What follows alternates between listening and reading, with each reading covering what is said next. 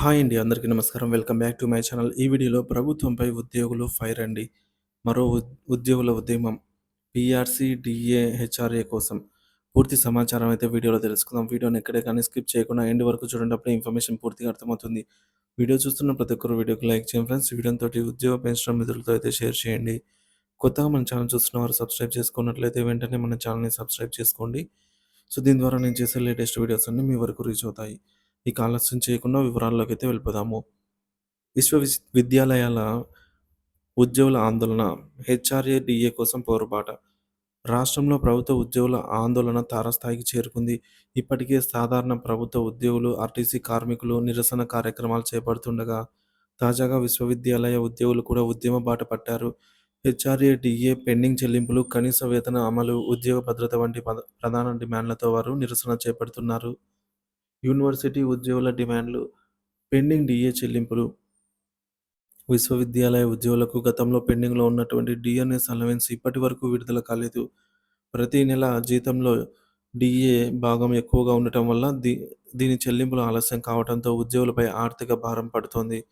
HRA చెల్లింపులు. రాష్ట్రంలోని ఉద్యోగులకు ఇవ్వవలసిన హౌస్ రెంటల్ అలవెన్స్ చెల్లింపులు ఇంకా పెండింగ్‌లో ఉన్నాయి. ఇది ముఖ్యంగా నగరాల్లో పనిచేసే ఉద్యోగులకు పెద్ద సమస్యగా మారింది. కనీస వేతనం మరియు పే స్కేల్ అమలు.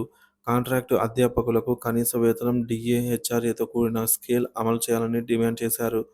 ఇప్పటివరకు ప్రామాణిక పే స్కేల్ లేకుండా పనిచేస్తున్న 1,400 మంది విశ్వవిద్యాలయ అధ్యాపకులకు ప్రభుత్వం తక్షణమే న్యాయం చేయాలని కోరుతున్నారు. ఉద్యోగ భద్రత మరియు రెగ్యులరైజేషన్. విశ్వవిద్యాలయాల్లో పనిచేస్తున్న కాంట్రాక్టు అధ్యాపకులందరినీ రెగ్యులరైజ్ చేయాలని ఉద్యోగ సంఘాలు డిమాండ్ చేస్తున్నాయి. 2 సంవత్సరాలుగా ఉద్యోగ భద్రత కోసం పోరాడుతున్న ప్రభుత్వం స్పందించకపోవడం బాధాకరమని ఉద్యోగులు ఆగ్రహం వ్యక్తం చేస్తున్నారు.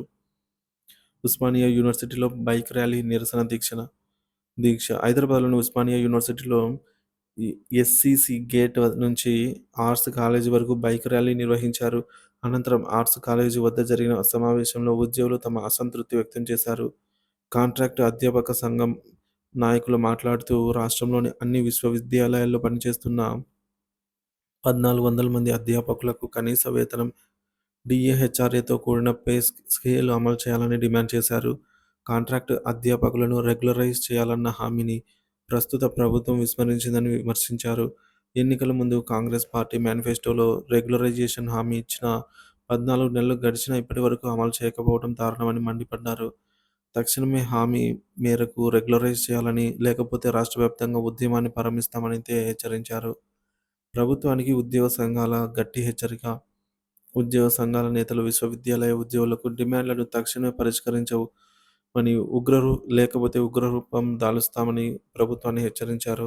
హెచ్ఆర్ఏ, డీఏ చెల్లింపులు తక్షణమే విడుదల చేయాలి అని కోరారు. కాంట్రాక్టు ఉద్యోగుల రెగ్యులరైజేషన్ పైన స్పష్టమైన ప్రకటన చేయాలి.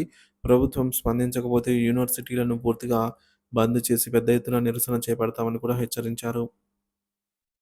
ప్రభుత్వ ఉద్యోగుల, విశ్వవిద్యాలయాల ఉద్యోగుల పోరాటం ఉగ్రరూపం దాల్చితే ఈ మేరకు ప్రభుత్వ హామీలు అమలు చేయకపోతే మరింత ఉధృతమైన ఉద్యమాలు తప్పవని స్పష్టంగా చెబుతున్నారు. ప్రభుత్వం తక్షణమే నిర్ణయం తీసుకుంటుందా? లేక నిరసనలు ఇంకా ఎక్కువవుతాయా అనేది మాత్రం వేచి చూడాలి.